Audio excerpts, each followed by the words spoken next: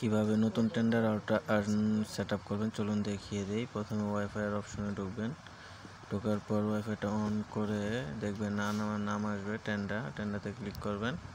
Click করার পর connect tap here sign to network, সেখানে আবার ক্লিক করবেন। ক্লিক করার পর আপনাকে রাউটারের ভিতরে ঢুকিয়ে দিবে। রাউটারের ভিতরে ঢুকানোর পর আপনি ইউজার নেম, যে কোম্পানির নেট চালান তার কাছ থেকে নিয়ে নেবেন। ইউজার নেম দিবেন এন্ড পাসওয়ার্ড দিবেন, সেটা কোম্পানির নাম দিয়ে দিয়ে তারপর ওয়াইফাইয়ের নাম সিলেক্ট করবেন, কি যেটা পছন্দ হয় সেটা দিবেন। তারপর ওয়াইফাই পাসওয়ার্ড দিবেন, যেটা ভালো লাগে আপনার, যে কোনো পাসওয়ার্ড লিখে তারপরে নিচে ওকে বাটনে চাপ দিয়ে ওকে করে দিবেন। ওকে করে দেওয়ার পর এই যে save wireless connect and successful.